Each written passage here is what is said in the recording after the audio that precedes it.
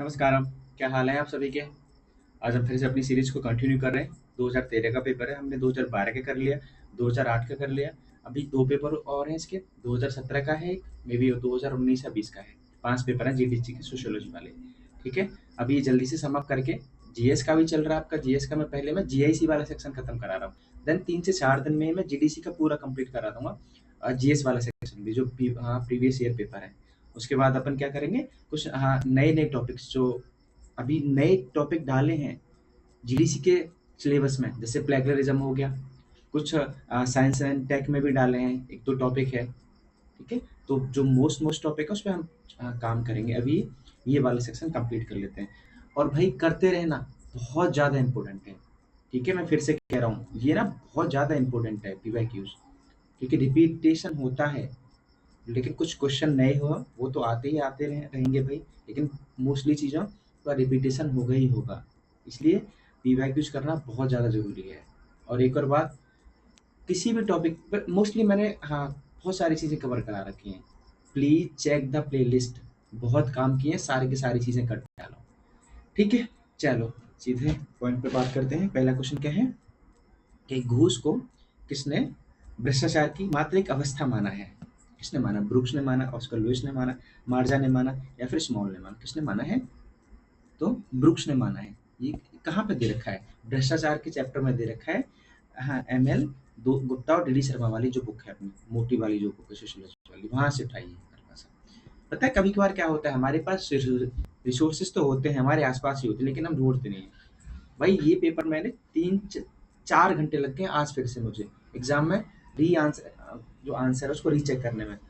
Youth में ना, और यूथ यूथ के अलावा आर के गुप्ता के में भी 4 आंसर गलत दे रखे हैं, सोचो। तो 40 क्वेश्चन है मेरे ख्याल से, आज 40 क्वेश्चन 120 क्वेश्चन में से जो अनकॉमन क्वेश्चन है। बाकी तो 80 क्वेश्चन कॉमन थे, वो आप कर लेते इसलिए। ठीक है, तो अनकॉमन क्वेश्चन है, और री क्रॉस करने में ना बहुत टाइम लगता है भाई, तो इसलिए ना ध्यान दिया करो चीज़ों पर।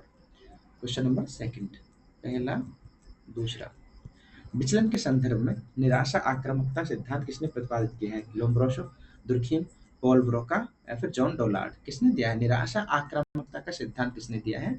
जॉन डोलार्ड ने। याद रखेंगे इसको भाई, ये तो रिवीजन करना पड़ेगा। देखो इसका ना तो कोई कॉन्सेप्ट है इसका, ना कुछ है। तो ये ऐसे वाले क्वेश्चन ना 1 लाइनर तो याद करने पड़ते हैं। ठीक है, निराशा आक्रामकता सिद्धांत किसने दिया है? जॉन डोलार्ड ने दिया है। क्वेश्चन नंबर 3, सांप्रदायिकता धार्मिक उन्माद की उपज है? बिल्कुल सही बात है। कम्युनिज्म, जो कम्युनलिज्म होता है वो भाई रिलीजियस स्टिमुलेट के कारण ओरिजिन होता है। ठीक है, कथन तो सही है। धर्म सांप्रदायिकता का स्रोत है? नहीं यार, सांप्रदायिकता का स्रोत थोड़ी ना है धर्म। तो आंसर क्या होगा इसका? ये सही है और गलत है। क्वेश्चन नंबर 4, लोम्बरोसो द्वारा वर्णित अपराधियों के वर्गीकरण में कौन सा अपराधी सम्मिलित नहीं है? 3 प्रकार के इन्होंने अपराधी बताए हैं, तो कौन सा इनमें नहीं है? जन्मजात है, आकस्मिक है, पागल है, या फिर पेशेवर है? प्रोफेशनल क्रिमिनल की बात नहीं करते हैं लोम्बरोसो, बाकी 3 की बात करते हैं, जन्मजात, वॉर्न क्रिमिनल, एक्सीडेंटल, या फिर पागल। ठीक है, याद रखना है इसको। और ये क्वेश्चन ना पीजीटी में और आरपीएससी में भी कई बार पूछा गया है, यूपीएचएससी में एक बार आया है, और जीडीसी में भी फिर पूछ लिया गया है, तो इतना ज़्यादा इंपॉर्टेंट है क्वेश्चन। क्वेश्चन नंबर 5, भारत के संविधान के किस अनुच्छेद के अंतर्गत अनुसूचित जाति एवं अनुसूचित जनजाति, schedule caste and schedule tribe की महिलाओं को पंचायती राज व्यवस्था में 1/3% आरक्षण देने का प्रावधान कौन से आर्टिकल के अंतर्गत किया गया है? देखो पहले तो आप मुझे बताओ कौन से आर्टिकल के अंतर्गत पंचायती राज का प्रावधान, कौन से कॉन्स्टिट्यूशन अमेंडमेंट के अंतर्गत? तो 73 एंड 74, है ना?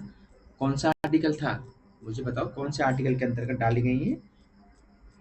आर्टिकल 243। ठीक है, आंसर क्या होगा? 243। अब आपके लिए पता है काम क्या है जीएस की दृष्टि से, अगर नहीं करा तो मैंने पंचायती राज वाला सेक्शन पूरा करा रखा है प्लेलिस्ट में, 12 से 14 मिनट की वीडियो है, वो देख कर ही जाना, मैं फिर से कह रहा हूँ। ठीक है, उसके बाद में यहाँ पर देखो क्या है, आर्टिकल इंपोर्टेंट आर्टिकल पूछता है 243 डी, 243 आई, ठीक है, 243 ओ, ये आर्टिकल पूछता है किस किस से संबंधित है? राज्य निर्वाचन आयोग, महिलाओं का आरक्षण। ठीक है, तो ये वाले देख के जाना भाई। आंसर क्या होगा इसका? Answer 243। Question number 6, schedule caste शब्द का सर्वप्रथम प्रयोग कब किया गया? 1936 में, 1970 में, 1935 में या फिर 1931 में? तो भारत सरकार अधिनियम 1935 में सबसे पहले शेड्यूल कास्ट शब्द का प्रयोग किया गया था। क्वेश्चन नंबर 7, जनसंख्या का अध्ययन करने के लिए सामाजिक कोशिका की अवधारणा का उपयोग किसने किया है? सोशल कैपिलरिटी का कॉन्सेप्ट किसने दिया है? थॉमस माल्थस नहीं, हर्बर्ट स्पेंसर नहीं, डेविड हार्डीमैन नहीं, आर्सन ड्यूमोंट ने। ठीक है। क्वेश्चन नंबर 8, किस आयोग द्वारा अन्य पिछड़े वर्गों हेतु एवं निश्चित प्रतिशत आरक्षण की संतुष्टि की गई और जिसे भारत सरकार द्वारा लागू किया गया? आप मुझे बताओ, पहला ओबीसी कमीशन कब आया? 1953 में, 1953 में। काका कालेलकर, काका कालेलकर थी। उसके बाद दूसरा ओबीसी आयोग कब आया? 1977 में। इसके अध्यक्ष कौन थे? बीपी मंडल, बीपी मंडल। ठीक है। इन्हीं की सिफारिश पर क्या हुआ? 27% आरक्षण दिया गया। कब दिया गया? 1992 में। और कौन सा केस था? Indira Sahani, Indira Sahani versus union of India, 1992। ये केस का नाम याद रखिएगा आप, इंदिरा सहानी। किसके साथ संबंधित था? ओबीसी को आरक्षण देने के लिए। आंसर क्या होगा इसका? मंडल आयोग। ओके। ये तो आया था 1953 में, ये आया था 1977 में, इसी की मानी थी। और को बलवंत राय मेहता कमेटी किसके लिए थी? तो पीआरआई के लिए थी, पंचायती राज कमेटी के लिए। ठीक है। ये कोठरी आयोग क्या था? ये तो शिक्षा के लिए था। चलो क्वेश्चन नंबर कौन सा हो गया? 7। क्वेश्चन नंबर 8, क्वेश्चन नंबर 9, समाजशास्त्रीय परिप्रेक्ष्य का केंद्र बिंदु है। समाजशास्त्र परिप्रेक्ष्य का भाई किसकी स्टडी करता है? जो सोशोलॉजिस्ट होते हैं। घटित सामाजिक घटनाओं का विन्यास, व्यक्तित्व पर सामाजिक घटनाओं का प्रभाव, मनुष्यों की मानसिक प्रक्रियाएं या फिर व्यक्तियों के माध्यम से संबंधों के प्रतिमान। बताओ किसका है? व्यक्तियों के माध्यम से संबंधों के प्रतिमान। आंसर क्या होगा इसका? डी होगा। क्वेश्चन नंबर 10, अंतःक्रिया अनुष्ठान, इंट्रैक्शन रिचुअलिज्म से किसका नाम संबंधित है? एडवर्ड रिसेल्स का है, रॉबर्ट के मर्टन का है, जेएल मोरेनो है या फिर एडविन गॉफमैन? किसका है अंतःक्रिया अनुष्ठान? Edwin Goffman. अंतःक्रिया अनुष्ठान देखो क्या है, ये ना एक एकमात्र ऐसी क्रिया नहीं है, इसमें बहुत सारी चीजें इंक्लूड रहती हैं। आप किसी व्यक्ति से मिल रहे हैं तो ऐसा नहीं है किसी एक ही पॉइंट ऑफ व्यू के लिए मिल रहे हैं, उसमें बहुत सारे डायमेंशंस इंक्लूड होते हैं। ठीक है। उसी पूरे प्रोसेस को क्या बोलते हैं? अंतःक्रिया अनुष्ठान। ओके।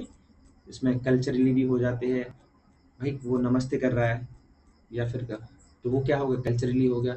उसको कोई इंटरेस्ट है पॉलिटिकल या फिर कोई इकोनॉमिक इंटरेस्ट है, तो पूरे होल प्रोसेस को क्या बोला है एडविन गॉफमैन साहब ने?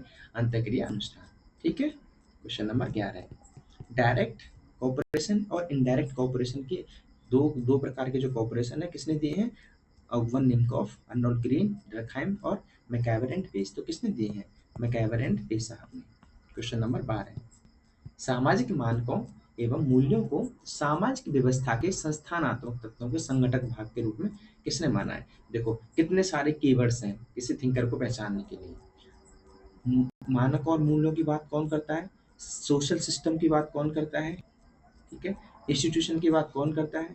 कौन करता है? टोलकोट पार्सन साहब बात करते हैं। अब इस लाइन का देखो अर्थ समझ लो, सामाजिक मानकों एवं मूल्यों को सामाजिक व्यवस्था के संस्थानात्मक तत्वों के संगठक भाग। ठीक है। ये कह रहे हैं कि भाई सामाजिक व्यवस्था होती है जो, उसमें सामाजिक मानक और मूल्य होते हैं, और जब वहाँ संस्था बनती है तो ये संस्था के घटक भी होते हैं। ठीक है। क्वेश्चन नंबर 13, प्रकारवाद के सूत्रों को किसने प्रस्तुत किया है? रेडिक ब्राउन, आर के मर्टन, बी पार्सन्स या फिर बी मेलानोस्की? किसने किया है? तो आर के मर्टन साहब ने। अरे प्रकारवाद इन्होंने 5 प्रकार का तो बताया है, और इन्होंने पैराडाइम दिया है। पैराडाइम में इन्होंने 11 सूत्र बताए हैं, और इन्होंने अल्टरनेटिव वैकल्पिक प्रकारवाद की कॉन्सेप्ट भी दिया है। तो क्या है? सूत्रों को ही तो बताया इन्होंने। आंसर क्या होगा? आर के मर्टन साहब। क्वेश्चन नंबर 14, निम्नलिखित में से कौन चिंतक समूह केवल संघर्ष कॉन्फ्लिक्ट थ्योरिस्ट के बारे में बात कर रहा है? कौन कौन से इसमें कॉन्फ्लिक्ट थ्योरिस्ट है? रेजनहोफर, मार्क्स, डेरेनडॉर्फ, मार्क्स सिमेल, यहाँ सिमेल आगे ये नहीं होगा। मार्क्स, डेरेनडॉर्फ, सोरोकिन, सोरोकिन नहीं होंगे। कौन से होंगे? रेजनहोफर, मार्क्स और डेरेनडॉर्फ। आंसर क्या होगा? ए। क्वेश्चन नंबर 15, स्कोर बताना यार, नीचे ना लिख दिया करो, ये तुम्हारा ना बूस्ट करता है। अगर इस क्वेश्चन में से आपके मैक्सिमम हो जा रहे हैं ना, 4 से 5 क्वेश्चन नहीं हो रहे हैं, तो आप समझ लो अच्छे हैं आप लोग। और जो क्वेश्चन नहीं हो रहे हैं इनको नोट कर लो साइड में, उस पर काम कर लो, ढूंढो खुद से। क्वेश्चन नंबर 15, निम्नलिखित में से किसने कहा कि किसी सामाजिक तत्व का प्रकार्य उस तत्व का योगदान है जो कि सामाजिक व्यवस्था की क्रियाशीलता के रूप में सामाजिक जीवन बनाता है। अब देखो एग्जामिनर ने यहाँ पे क्या चालाकी के लिए, सबको पता है कि मर्टन ने भर के परिभाषा दी है, प्रकार फंक्शन की हाँ परिभाषा दी है, डाई फंक्शन की परिभाषा दी है, लेटेंट फंक्शन की परिभाषा दी है, मैनिफेस्ट फंक्शन की परिभाषा दी है, ठीक है। लेकिन नहीं, यहाँ पे थोड़ा सा एक चालाकी है। ये परिभाषा प्रकार की परिभाषा रेडक्लिफ ब्राउन साहब की है। ओके, आपको कहाँ मिलेगी ये? सोशियोलॉजी वाली मोटी वाली बुक में, वहां से जाके पता चलेगा आपको, सामाजिक संरचना वाले चैप्टर में। तो देख लेना, इस परिभाषा को याद कर लेना। मर्टन सीधा सीधा बोलते हैं प्रकार वे परिणाम, मर्टन की पता परिभाषा क्या है कि प्रकार वे परिणाम है जो सामाजिक व्यवस्था में अनुकूलन बनाए रखते हैं। तो सिंपल सी परिभाषा देते हैं। लेकिन ब्राउन की परिभाषा क्या है? किसी सामाजिक तत्व का प्रकार उस तत्व का योगदान है जो कि सामाजिक व्यवस्था की क्रियाशीलता के रूप में सामाजिक जीवन बनाता है। ओके, चलो क्वेश्चन नंबर 16 है, सामाजिक उद्विकास और सामाजिक प्रगति के बीच किसने भेद किया है? सोशल एवोल्यूशन और social Pragati. Just a second, सामाजिक प्रगति के बारे में कौन बात कर रहा है, किसने भेद किया है? हर्बर्ट स्पेंसर, एमाइल रखैम, टीवी वोटोमोर या फिर एल.टी. हॉबहाउस? ठीक है, बताओ आंसर क्या होगा इसका? एल.टी. हॉबहाउस आंसर होगा। ओके, ये क्वेश्चन कहाँ मिलेगा आपको? जेपी सिंह की बुक है आधुनिक भारत में सामाजिक परिवर्तन, वहां सीधा दे रखा है statement. Question number 17, just second, यह कथन किसने कहा कि सावयव उद्विकास प्रक्रिया द्वारा मानव समाज से एक अनिश्चित असंबद्धता समानता से निश्चित संबद्धता विभिन्नता में बदलता है? क्या कह रहा है? अनिश्चित इंडेफिनेट असंबद्ध समानता से निश्चित संबद्ध भिन्नता में बदलता है। ओके, ऐसा समझ लो, सिंपल से सेम ही है, सिंपल से क्या है, कॉम्प्लेक्स में। एवोल्यूशन क्या कर रहा है? जो एवोल्यूशन है सोसाइटी का, वो पहले सिंपल होता है, देन क्या होता है, वो क्या होता है, कॉम्प्लेक्स में बदल जाता है, निश्चित डेफिनेट वे में। तो ये परिभाषा किसकी है? हर्बर्ट स्पेंसर साहब की है। ठीक है, क्वेश्चन नंबर 18, निम्नलिखित समाजशास्त्रियों में कौन अंतःक्रियात्मक सिद्धांत से संबंधित है? अंतःक्रियात्मक, इंटरेक्शनिज्म थ्योरी से कौन संबंधित? टीवी वोटोमोर नहीं, L T. Hobhouse, George Simmel, W F. ऑप्टन। तो कौन होगा? जॉर्ज सीमेल साहब होंगे। क्वेश्चन नंबर 19, उत्तर आधुनिक समाज पोस्ट मॉडर्निस्ट सोसाइटी अत्यधिक बहुलवादी है, मल्टीपल क्या है, बहुलवादी है, डाइवर्स सोसाइटी है। किसने कहा? फ्रेडरिक जेमसन, एफ शोशोरे, एंथोनी गिडिंग्स या फिर ईफी थॉमसन? किसने कहा है? एंथोनी गिडिंग्स ने। क्वेश्चन नंबर 20, सारे के सारे आंसर चेक करे हुए मैंने चार चार बार, तब जाके मैं इसको यहाँ पे आपके सामने प्रेजेंट करता हूँ। कार्ल वेन का आइडियोलॉजी एंड यूटोपिया किस उपागम का प्रतिनिधित्व करता है? प्रकारवादी उपागम, मार्क्सवादी उपागम, प्रकारवादी एवं मार्क्सवादी उपागम या फिर वेबरवादी उपागम? आंसर क्या होगा इसका? सी होगा, प्रकारवादी और मार्क्सवादी। ये आंसर आपको कहाँ मिलेगा? इंसाइक्लोपीडिया में मिलेगा आपको ये वाला आंसर। ठीक है, सीधा मिलेगा आपको। कार्ल मैनिन के बारे में छोटा सा टॉपिक दे रखा है, वहाँ पे आपको सीधा ये लाइन मिलेगी कि भाई आइडियोलॉजी इन यूटोपिया, प्रकारवादी मार्क्सवादी उपागम की बात करते हैं, थोड़ा प्रभावित हुए हैं उनसे। क्वेश्चन नंबर 21, किसने उद्विकास के सिद्धांत को अंततः वैज्ञानिक स्तर तक पहुंचाया? अंततः रिफाइन पहुंचा दिया बिल्कुल। तो कौन है? अगस्ट कॉम्ट है, एल.टी. हॉबहाउस है, बेंजामिन किड है या फिर टॉलबट पार्सन? क्या होगा आंसर इसका? भाई अगस्ट कॉम्ट ने ही तो ये करा है लास्ट में, वैज्ञानिक समाजशास्त्र को वैज्ञानिक किसने बनाया है? अगस्ट कॉम्ट ने ही तो बनाया है। और एकेडमिक थिंकर कौन है सोशियोलॉजी में? कौन है? एमाइल डर्कहाइम है, याद रखना, ना कि अगस्ट कॉम्टे हैं। क्वेश्चन नंबर 22, और भाई एक और निवेदन है आपसे, जो लोग ना कमेंट करने के साथ ना इसको शेयर भी कर देना। बहुत मेहनत करता हूँ मैं आप लोगों को, तो आप लोग का कुछ घट नहीं जाएगा अगर इसको शेयर कर देंगे और सब्सक्राइब कर लेंगे तो। ये आपकी मॉरल रिस्पॉन्सिबिलिटी बनती है। देखो अगर ये ज़्यादा होगा ना, मैं और ज़्यादा डेडिकेशन के साथ ना आपको वो चीज़ें प्रोवाइड कराऊंगा जो बाकी चीज़ें जो पैसे से मिलती हैं आपको। ठीक है, क्वेश्चन नंबर 23, निम्नलिखित में से समाजशास्त्र की कौन सी शाखा व्यक्तियों द्वारा प्रतिदिन की क्रियाओं का अर्थ लगाने के लिए प्रयोग किए गए सामान्य बुद्धि परक पद्धति का प्रयोग करते हैं? कौन सी शाखा दिन प्रतिदिन की बात कर रहा है, वो क्रियाओं का अर्थ लगाने के लिए? प्रकटन शास्त्र, उत्तर आधुनिकता, प्रतीकात्मक अंतःक्रिया, फिर निर्जाति एथनोमेथोलॉजी? भाई ठीक है। क्वेश्चन नंबर 24, गिडेंस के संरचनात्मक सिद्धांत के अनुसार निम्नलिखित में से कौन सही है? सामाजिक संबंध संरचित होते हैं। ए तथा समय स्थानीय परिप्रेक्ष्य में सन्निहित संबंध द्विआयामी संरचना का परिणाम है। संरचना व्यक्तियों की बनी होती है। आप जाएंगे उच्चतर हरिकृष्ण जो रावत पब्लिकेशन की बुक है हरी वाली, वहां पर एंथोनी गिडिंग्स का चैप्टर खोलेंगे, संरचना के सिद्धांत के बारे में सीधा पहली लाइन लिखी है वहां पर कि संरचना व्यक्तियों से बनी होती है। ठीक है, आंसर क्या होगा इसका? डी होगा। ना कि स्थान, समय और स्थान देख के आप ये कर देंगे, में ड्यूअलिटी की बात कर रहा है तो आप यहाँ टिक लगा देंगे, नहीं, सीधा बात कर रहा है कि संरचनात्मक सिद्धांत के अनुसार निम्नलिखित में से कौन सा सही, ये पूछ रहा है कि संरचना किससे बनी होती है? संरचना व्यक्तियों से बनी होती है। क्वेश्चन नंबर 25, किस संरचनात्मक प्रकार्यात्मक सिद्धांत में कौन स्ट्रक्चरलिज्म फंक्शनलिज्म थ्योरी में साम्य होम्योस्टेटिस की अवधारणा को स्पष्ट रूप से अस्वीकार किया है? पहले तो आप मुझे बताओ कि होम्योस्टेटिस का कॉन्सेप्ट किसने दिया है प्रकार्यवाद में? होम्योस्टेटिस का कॉन्सेप्ट पार्सन साहब ने दिया है। ठीक है, अब जब ये तो है प्रकार्यवादी, नियो फंक्शनलिज्म क्या कह रहे हैं? वो बिल्कुल ही नहीं मानते इसको, बोला हम मानते ही नहीं है सोसाइटी होम्योस्टेटिस रहती है कि अपने आप ही चीजें सही हो जाती हैं, बोला करनी पड़ती हैं। कौन कह रहा है? नियो फंक्शनलिस्ट इसको बात को कहते हैं। आंसर क्या होगा इसका? बी होगा। क्वेश्चन नंबर 26, निर्जाति पद्धति शास्त्र की एथनोमेथोडोलॉजी का सब्जेक्ट मैटर क्या है? सामाजिक घटनाओं का अर्थ, अंतःक्रिया की प्रक्रिया जिसके द्वारा अर्थ संप्रेषित एवं अंतर संप्रेषित होते हैं, वे माध्यम जिनके द्वारा अर्थ संप्रेषित एवं अंतर संप्रेषित होते हैं, उपयुक्त में से कोई नहीं। डी होगा आंसर इसका। अरे एथनोमेथोडोलॉजी किसकी बात कर रहा है? दिन प्रतिदिन की ठीक है, अभी तो बताया था, देखो दिन प्रतिदिन की क्रियाओं का अर्थ एथनोमेथोडोलॉजी काम करता है उस पर, तो यहाँ तो है ही नहीं ये सब कुछ में। ओके, क्वेश्चन नंबर 27, घटना क्रिया विज्ञान एवं फिनोमेनोलॉजी एंड एथनोमेथोडोलॉजी समाजशास्त्र सामाजिक क्रिया को समझने हेतु कौन से व्याख्यात्मक उपागम है?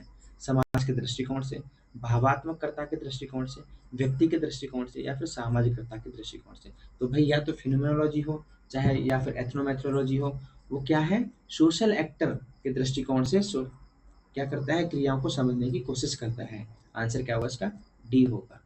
ओके, क्वेश्चन नंबर 28, कॉलिंस का संघर्ष का सिद्धांत बहुत हद तक प्रभावित है मैक्स वेबर, द्रकहैम, घटना क्रिया विज्ञान, निर्जाति पद्धति विज्ञान से, कार्ल मार्क्स और डेहनडॉर्फ से, प्रकार्यवाद एवं नव प्रकार्यवाद।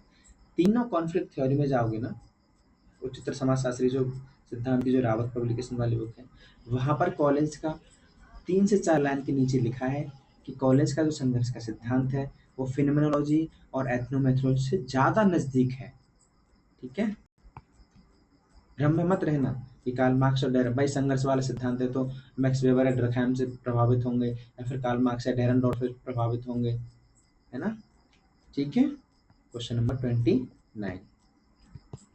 निम्नलिखित विद्वानों में किसने सामाजिक अनुसंधान की यह परिभाषा दी है? सामाजिक घटनाओं एवं समस्याओं के संबंध में नवीन ज्ञान प्राप्त करने के लिए की गई व्यवस्थित छानबीन या खोज को ही सामाजिक अनुसंधान कहते हैं।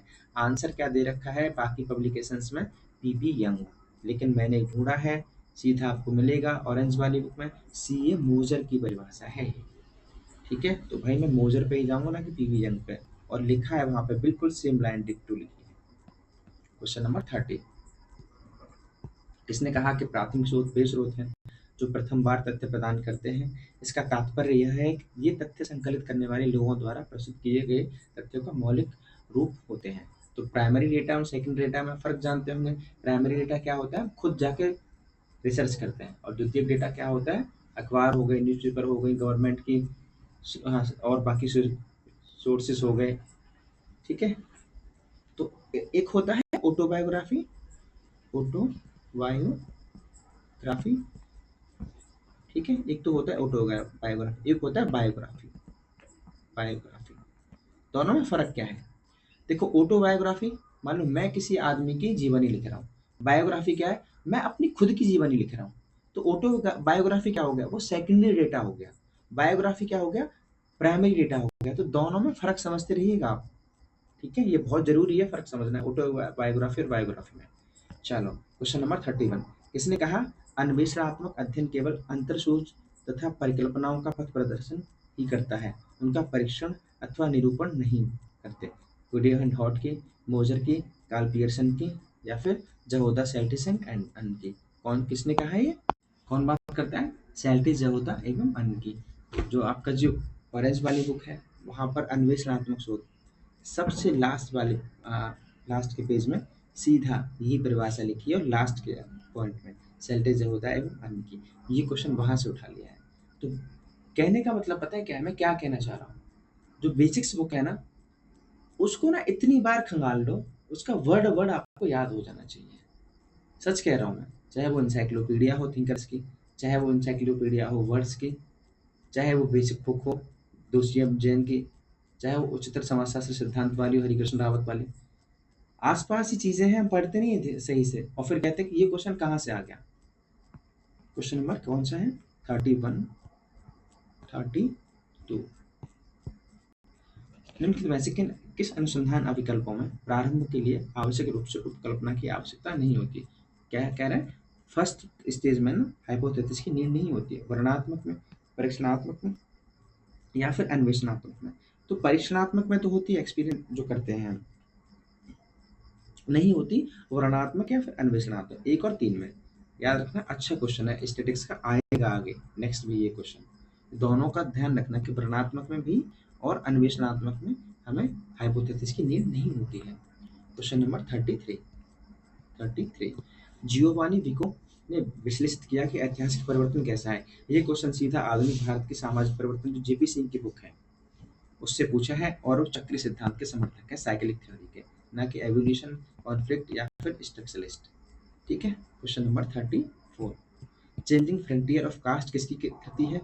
Yogesh Atal, Yogendra Singh, Andre Beteille, M N Srinivas. किसकी है? योगेश अटल की बुक है। और अभी जो परसों पीजीटी का एग्जाम हुआ है उसमें योगेश अटल की परिभाषा पूछी है। आपका काम क्या है वो आपको करनी है। और मैंने भी पीजीटी वाला पेपर सॉल्व कराया है, वहां से देख लेना। तो योगेश अटल इंपॉर्टेंट है भाई, पीजीटी के लिए और जीडीसी के लिए भी। Question number 35। ऐसी दुबे ने विकास के सांस्कृतिक पहलू के विश्लेषण में किस अवधारणा पर बल दिया है? निर्जातीय, नैतिकता, पारंपरिकता, धार्मिकता। विकास के सांस्कृतिक पहलू के विश्लेषण में किस अवधारणा पर बल दिया? ओके, ये ऐसी दुबे में जो थिंकर्स वाली है साइक्लोपीडिया, वहां से मिलेगा आपको। तो आंसर क्या होगा उसका? निर्जातीयता। ठीक। Question number 36। नगरीयवाद एक जीवन विधि है, अर्बनिज्म वे ऑफ लाइफ, जबकि नगरीकरण एक प्रक्रिया है, अर्बनिज्म इज ए प्रोसेस। ये विभेद किसके द्वारा किया गया है? Robert park, max weber, George Simmel या उपरोक्त में से कोई नहीं। तो नन ऑफ दीज, क्योंकि ये किसका है? लुई वर्थ का साहब का है। ठीक है, न कि रॉबर्ट पार्क का है। Question number 37। नाभिकीय परिवार के 4 मुख्य प्रकारों के रूप में प्रजनन, बच्चों का लालन पालन, नियोजन और समाजीकरण में भेद किसने किया? देखो, जब मैंने क्वेश्चन देखा फर्स्ट टाइम तो मुझे भी लगा मर्डॉक है ना, लेकिन मर्डॉक नहीं है। मैंने रीचेक करा सेम बुक में मोटी वाले में, तो कहाँ से पाया है? किंग्सले डेविस पाया। परिवार वाले चैप्टर में उनका ही ये क्लासिफिकेशन दे रखा है। किंग्सले डेविस साहब ने न्यूक्लियर फैमिली को चार फंक्शंस बताए हैं: रिप्रोडक्शन, बच्चों का हाँ नर्चरिंग, नियोजन और समाजीकरण। ठीक है। Question number 38। एक जीवन पद्धति का दूसरी में उसी के साथ परिवर्तन। भाई एक ऐसी जीवन पद्धति दूसरी में समा जाती है चीजें, क्या बोलेंगे उसको? एसिमिलेशन, सात्मीकरण बोलेंगे। ठीक है। Question number 39। दक्षिण भारत के कुर्गों के सामाजिक एवं धार्मिक जीवन की व्याख्या में एम एन श्रीनिवासन ने किन अवधारणा को विकसित किया? पश्चिमीकरण, आधुनिकीकरण, पश्चिमी एवं संस्कृतिकरण, आधुनिकीकरण एवं संस्कृतिकरण या औद्योगिक एवं संस्कृतिकरण। तो कौन कौन सी मोस्ट एप्रोप्रिएट? पश्चिमीकरण और संस्कृतिकरण। ठीक है। Question number 40। भारतीय समाज बहुत धीरे धीरे बदलता है, कभी कभी शताब्दियों में वास्तव में सांस्कृतिक परिवर्तन आता है। इस कथन में कौन सा परिप्रेक्ष्य इंगित होता है? संरचनात्मक, विचारधारात्मक, सभ्यतावादी, उपाश्रित। कौन होगा? सभ्यतावादी, सिविलाइजेशन। ये पता है सभ्यतावादी क्या हो? इंडिया क्या है? एनिशियंट सिविलाइजेशन है, यहाँ पर परिवर्तन धीरे धीरे होते हैं। तो अब समझ आया इसका आंसर सभ्यतावादी क्यों है, सिविलाइजेशन अप्रोच से आंसर क्यों दिया है इसका। ठीक है। Question number 41। इंग्लैंड में व्हाइट कलर क्राइम का स्टडी किसने करी है? ये सदरलैंड ने, अमेरिका ने करी थी, सदरलैंड साहब ने। तो आंसर क्या होगा इसका? डब्ल्यू जी कार्सन या फिर ई एम लेमट या फिर डेविड मार्जा। क्या होगा? डब्ल्यू जी कार्सन होगा। ओके। Question number 42। किस अध्ययन में भारतीय परिप्रेक्ष्य में रॉबर्ट रेडफील्ड की लघु समुदाय की अवधारणा का परीक्षण किया जाता है। तो लिटिल कम्युनिटी वाला जो चैप्टर है ना मोटी वाली बुक में, वहाँ पे इनके बारे में क्रिटिसिज्म किसने करा है? राजस्थान ब्लेज, गाना बतू की सादड़ी, बी आर चौहान साहब। ठीक है, तो ये 42 क्वेश्चन थे। उम्मीद है बहुत ज़्यादा काम किए। ठीक है, जितनी डेडिकेशन मैं दिखा रहा हूँ, मुझे उम्मीद है उतनी ही डेडिकेशन आप भी दिखा रहे होंगे, अपने साथ भी और मेरे साथ भी। चलो मिलते हैं नेक्स्ट वीडियो में, बने रहिए। हैव अ गुड डे, जय हिंद। और मैं इसकी पीडीएफ टेलीग्राम पर डाल दूंगा, वहाँ से क्लिक करके वहाँ से आप लोग इसको ले लेना। चलो।